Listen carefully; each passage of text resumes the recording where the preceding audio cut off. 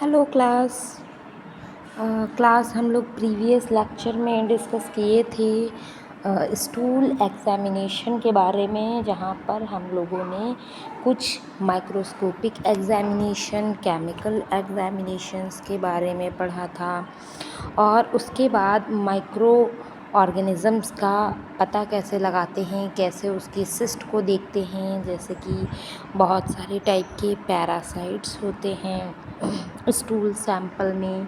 There are different types of cells, epithelial cells present out there.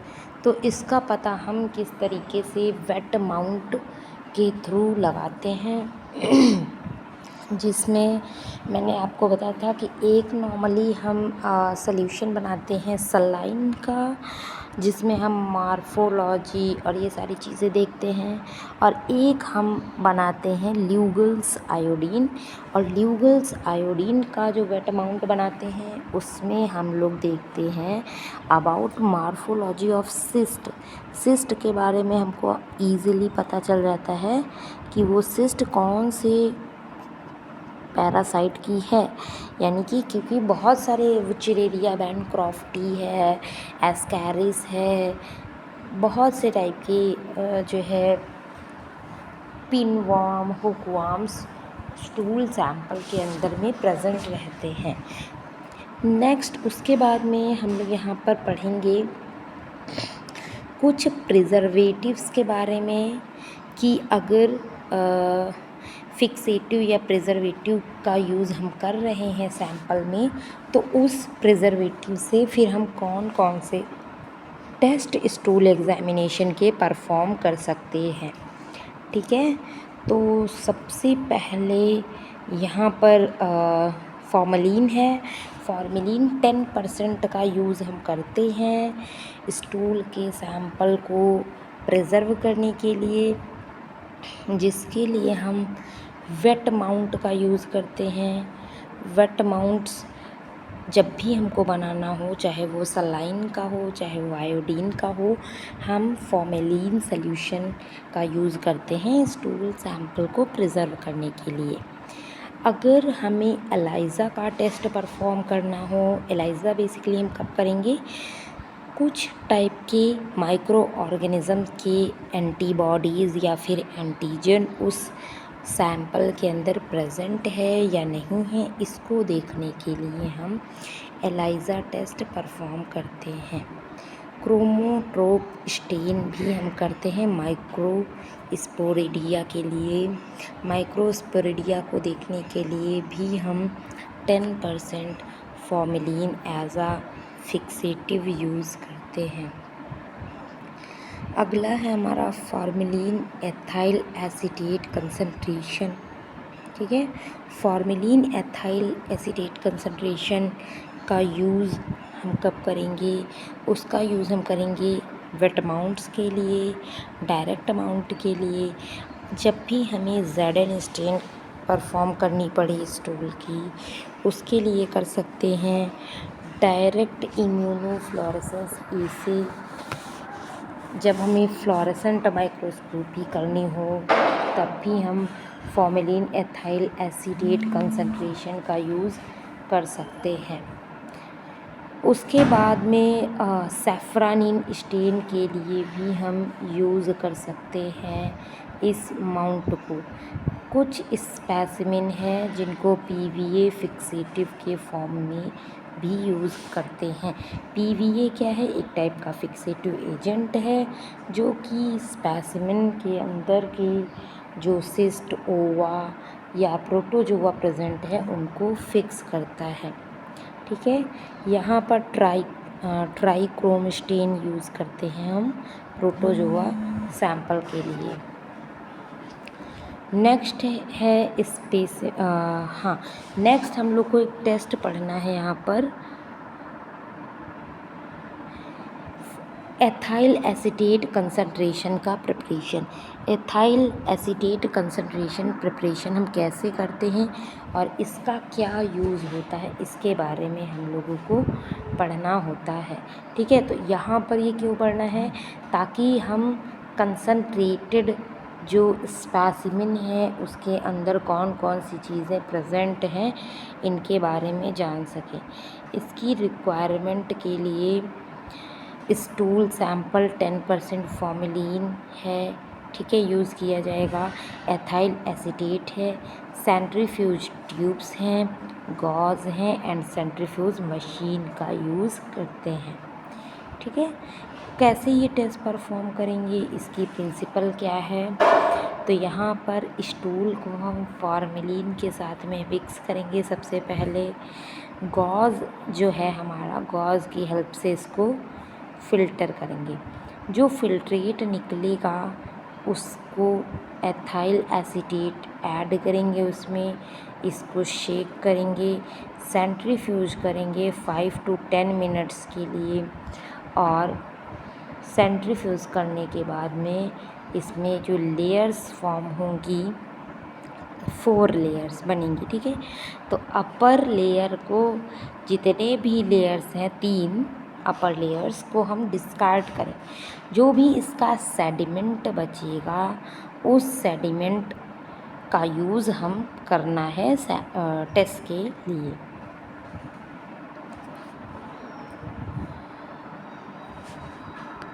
ठीक है, उसके बाद में करना क्या है कि सलाइन और आयोडीन्स का माउंट प्रिपेयर करेंगे।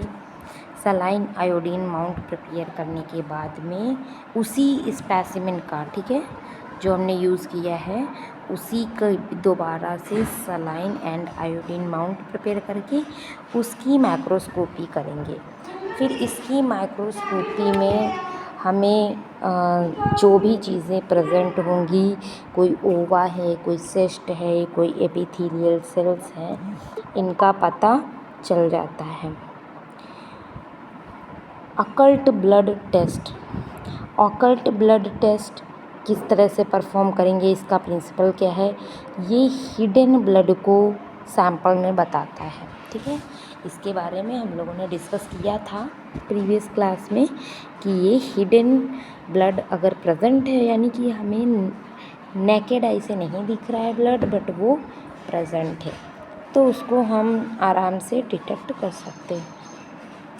इसके लिए हमें क्या क्या चाहिए होगा, हमको स्टूल सैंपल चाहिए होगा, ऑकल्ट ब्लड की टेस्ट किट आती है वो चाहिए होगी, ठीक है। प्रोसीजर क्या है, सबसे पहले स्मॉल स्टूल का सैंपल कलेक्ट करेंगे, इसको टेस्ट कार्ड पर अप्लाई करेंगे, ठीक है। इसके बाद में इसमें डेवलपर सॉल्यूशन ऐड करेंगे और उस टेस्ट की पर जो रिकमेंडेड टाइम होगा, क्योंकि सारे टेस्ट किट्स का अपना अलग अलग रिकमेंडेड टाइम पीरियड होता है, फिर हम कलर चेंज देखेंगे। अगर इसमें पॉजिटिव होगा तो कलर इंडिकेट कर देगा, अगर निगेटिव होगा तो किसी भी टाइप के कलर का फॉर्मेशन नहीं होगा, ठीक है। ये होता है ऑकल्ट ब्लड देखने के लिए। यहाँ पर आपको एक टेस्ट का प्रोसीजर दिखाई दे रहा होगा। ये भी सेडिमेंट को बनाने के लिए है, जिंक सल्फेट का यूज़ करके, ठीक है। इस टेस्ट में हमको क्या करना है, जिंक सल्फेट का इस्तेमाल करके हम ओवा, सिस्ट, इन सभी चीज़ों को देखेंगे। क्योंकि देखिए डायरेक्ट माइक्रोस्कोपी तो हम कर ही सकते हैं, जैसे मैंने बताया कि आप सलाइन का प्रिपरेशन बना सकते हैं, आप नहीं सलाइन का अगर बना रहे हैं तो आयोडीन का बना सकते हैं, बट उससे क्या है, प्रॉपर चीज़ें शो नहीं होती हैं। तो फॉर्मेलिन फिक्स्ड स्पेसिमेन लेंगे।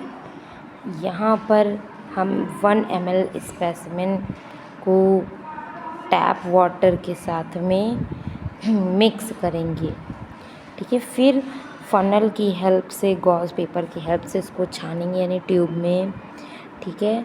उसके बाद में ईथर 1 से 2 ml लेंगे, यानी 1 to 2 ml ईथर यूज़ करेंगे और इसको शेक करेंगे।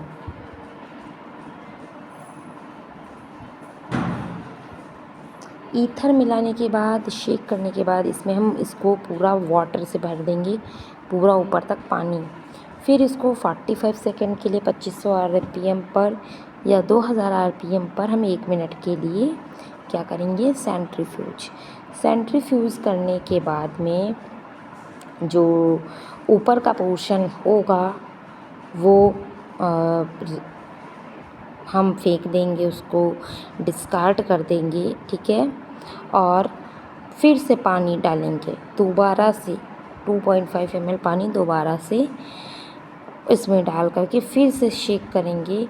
और इस चीज़ को हमें बार बार रिपीट करना है, लगभग 6 से 7 बार।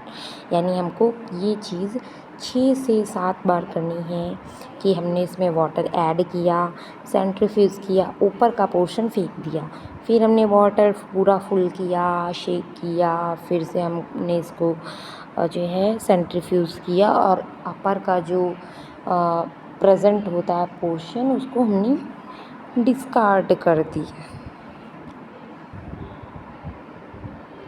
इसको कई बार रिपीट करने के बाद 2.5 ml जब 6 से 7 बार हो जाएगा तो हमको जो अपना मेन सब्सटेंस है, जो हमारा मेन कंपोनेंट है, उसको ऐड करेंगे 2.5 ml। क्या चीज़ है वो? जिंक सल्फेट है। जिंक सल्फेट का सल्यूशन हम इसमें ऐड करेंगे, इसको शेक करेंगे ZnSO4, ठीक है। इसको शेक करेंगे और शेक करने के बाद जो जिंक सल्फेट है मिलाया हुआ सैंपल, उसमें और भी ज़्यादा हम जिंक सल्फेट डालेंगे। फिर इसको 2 मिनट के लिए सेंट्रीफ्यूज करेंगे, 2 मिनट्स के लिए, ठीक है। फर्स्ट ऑफ ऑल हमको पहले क्या करना पड़ा था, ओनली 45 सेकंड के लिए करना पड़ा था, बट यहाँ पर हमको 2 मिनट के लिए इसको सेंट्रीफ्यूज करना है 2000 आरपीएम पर। उसके बाद अपर पोर्शन को हमको लेना है वायर लूप पे। याद रखना, सब कहीं हर एक टेस्ट में हम अपर पोर्शन फेंकते हैं, सेडिमेंट लेते हैं, यहाँ पर ऐसा नहीं करना है। यहाँ पर हम अपर पोर्शन लेंगे, उसका स्मीयर बनाएंगे। अब उसकी स्मीयर बनाने के बाद में उसकी वेट प्रिपरेशन बनाएंगे आयोडीन और सलाइन के साथ में, और तब इसकी माइक्रोस्कोपी करेंगे। इसको बोलते हैं zinc sulphate method of concentration. यहाँ पर ये इतना जो लंबा प्रोसीजर आप देख रहे हैं, लंबा सा प्रोसीजर हम लोगों ने फॉलो किया है, इसका यूज़ क्या है, इसको हम क्यों कर रहे हैं? तो इसका यूज़ यही है कि नॉर्मली जब हम डायरेक्ट देखते हैं तो कभी कभी हमें ओवासिस्ट प्रेजेंट होने के बाद भी नहीं दिख पाते हैं। रीज़न उसका यही है कि जो ओवा एंड सिस्ट हैं और जो बाकी की चीज़ें हैं वो बहुत छोटे ऑर्गेनिज़म हैं, वो बहुत ही स्मॉल जो है माइक्रो ऑर्गेनिज़म है, उनका नाम ही है माइक्रो ऑर्गेनिज़म, नहीं दिखेंगे। But other component of stool sample, जैसे कि वाटर है, फाइब्रस टिश्यू है, अनडाइजेस्टेड फूड है, और भी बहुत सी चीज़ें होती हैं, वो इतनी ज़्यादा होती हैं कि जिसकी वजह से हमको नहीं दिख पाता। तो ये जो हम बार बार वॉशिंग कर रहे हैं, हमने 6 से 7 बार वॉशिंग की, फिर हमने जिंक सल्फेट के साथ भी सेंट्रीफ्यूज किया बार बार, तो इसमें क्या होता है कि जिंक सल्फेट का जो डेंसिटी होती है वो ओवा और सिस्ट से ज़्यादा होती है। तो जब हम बार बार इसको करेंगे ना, तो वाटर की डेंसिटी कम होती है ओवा सिस्ट से, ठीक है। तो वाटर जब हम सेंट्रीफ्यूज कर रहे हैं तो वो ऊपर नहीं आ रहे हैं, सिस्ट नीचे बैठ रहे हैं। ऊपर हम वाटर फेंक देते हैं, सिस्ट नीचे बैठ गए, फिर वाटर फेंक दिए, ऐसे हो रहा है। बट जब हम जिंक सल्फेट ऐड करेंगे तो जिंक क्या है, भारी है सिस्ट से, वो थोड़ी देर हम जब उसको ऐड किए हैं, सेंट्रीफ्यूज करेंगे तो सिस्ट ओवा आ जाएंगे ऊपर, नीचे की जगह अब क्या आ गए, ऊपर आ गए। अब जब ऊपर आ गए हैं तब वो हम उसका जब सैंपल बनाएंगे, जब हम उसका प्रिपरेशन बनाएंगे तो हमें एकदम एग्जैक्टली दिखेगा। देखिए इसमें स्टूल बिल्कुल अपीयर नहीं हुआ, इसमें जब हम माइक्रोस्कोपी करेंगे तो हमें बिल्कुल भी स्टूल अपीयर नहीं होगा, क्योंकि स्टूल के नाम पर जो भी चीज़ें थीं वो हमने 6-7 बार में वॉश कर करके फेंक दी। अब जो हमारे पास बचा है वो सिर्फ एक सल्यूशन है, ठीक है। एक ऐसा सल्यूशन जिसमें ओवा और सिस्ट मौजूद हैं। तो इसका एक ये भी बेनिफिट है कि अगर किसी में बहुत कम अमाउंट में प्रेजेंट हो सिस्ट, ओवा, किसी ट्रोफोजॉइड स्टेज ऑफ पैरासाइट, तो कम अमाउंट भी हम यहाँ डिटेक्ट कर सकते हैं। वैसे क्या था कि जब नॉर्मल आप स्टूल का सैंपल लेकर स्लाइड पे रख दिए, सलाइन डाल करके मिक्स करके माइक्रोस्कोपी कर ली, तो आपको बहुत कम चांसेस हैं कि दिखे। और ऐसे लोगों में तब आपको दिखेगा जिनमें बहुत ज़्यादा हो, जैसे बहुत ही ज़्यादा ओवा एंड सिस्ट एंड बाकी की चीज़ें प्रेजेंट हो, तब तो आपको दिखेगा। बट नॉर्मली अगर कम हो तो आपको वहाँ नहीं दिख सकता, पॉसिबल ही नहीं है। तो उसको देखने के लिए ये वाला भी, और इसके पहले जो हम लोगों ने कहाँ गया, हाँ, ये जो प्रोसीजर मैंने आपको बताया ये इसका है, कंसंट्रेशन टेक्निक। ये था फॉर्मेलिन एथाइल एसीटेट मेथड। तो फॉर्मेलिन एथाइल एसीटेट मेथड भी चांसेस को बढ़ाता है, बट जो जिंक सल्फेट मेथड है वो चांसेस को और इन्हेंस करता है कि अगर किसी में एक दो भी ओवा, सिस्ट या कुछ भी प्रेजेंट है, पैरासाइट प्रेजेंट है, तब भी आपको दिख जाएगा। तो chances of showing ability of the ओवा सिस्ट ये क्या करेगा, एलिमिनेट करेगा, इसको इन्हेंस करेगा। ठीक है, तो it is all about the concentration test of ova and cyst. Next हम लोग को पढ़ना है स्टूल के पीएच के टेस्ट के प्रोसीजर, क्योंकि ऊपर मैंने अभी बताए थे टेस्ट के बारे में, बट उसकी प्रोसीजर मैंने आपको नहीं बताए थे। तो प्रोसीजर हम लोग यहाँ पर जानेंगे, लेकिन इसके पहले मैं आपसे एक ज़रूरी बात डिस्कस करना चाहूँगी कि अगर आपने BMS, BHMS, BUMS, BNYS किया है और लीगल वे में प्राइमरी स्टेज पर एलोपैथ मेडिसिन भी प्रैक्टिस करना चाहते हैं, तो मैं आपको एक लीगल गवर्नमेंट कोर्स के बारे में बताऊंगी, विच इज़ CCH। CCH क्या होता है, 1 साल का कोर्स होता है। इसकी कंप्लीट फ़ी 25,000 रुपीज़ है। और इसके लिए अगर आप इसमें एडमिशन लेना चाहते हैं तो इसके लिए हमारे दिए गए स्क्रीन पर कॉल कर सकते हैं, स्क्रीन के नंबर पर जो आपको शो हो रहा है। ठीक है,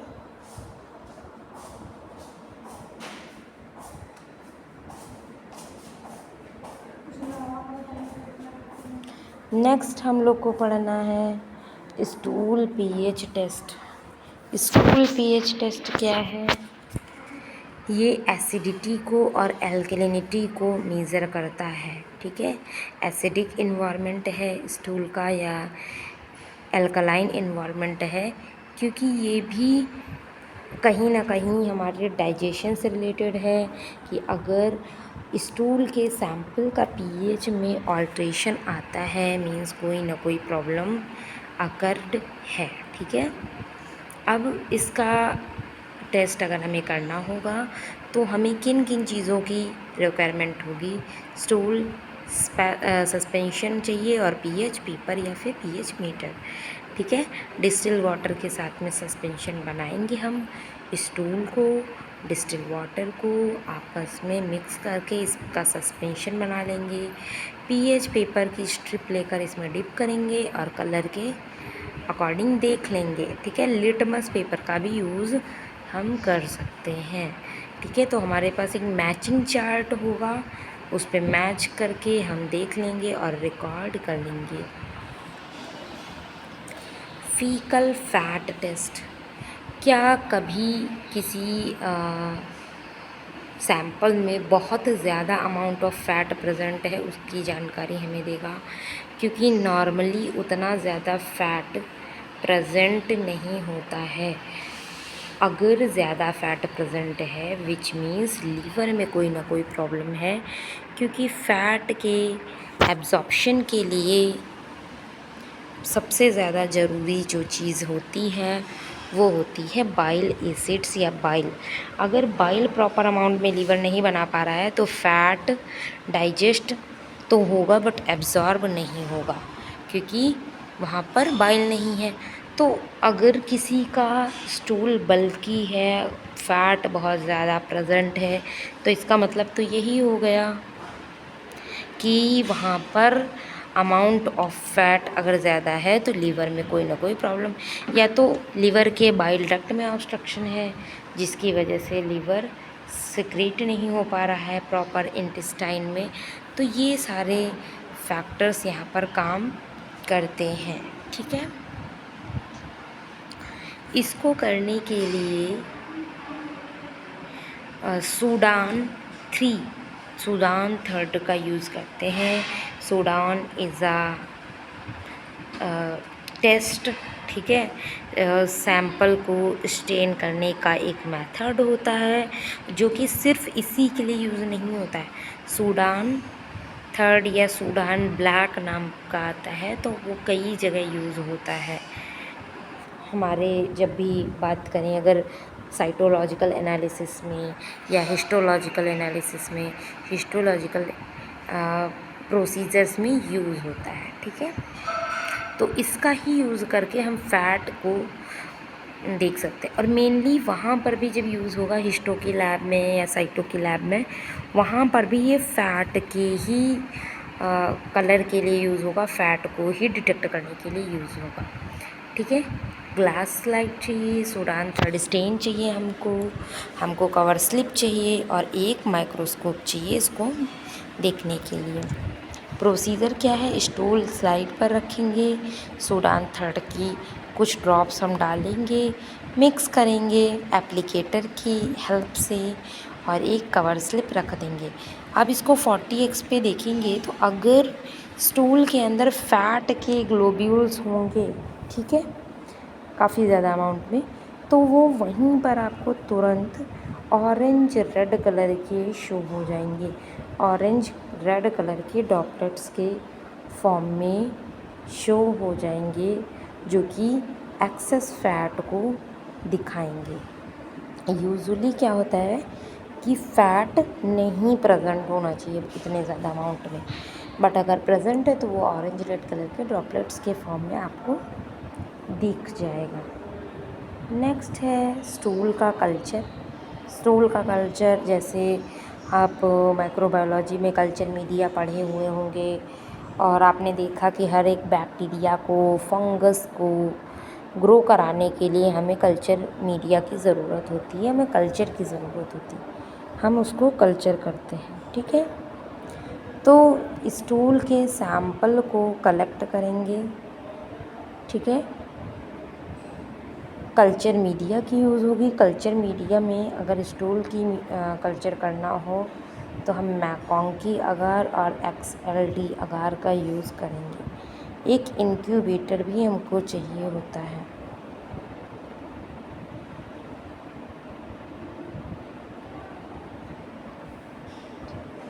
प्रोसीजर क्या है इसका? प्रोसीजर है कि स्टूल को हम एक स्वाब की हेल्प से कलेक्ट करेंगे, ठीक है, और एक कल्चर मीडिया पे डायरेक्टली ही स्प्रेड कर देंगे, ठीक है, स्प्रेड कर देंगे।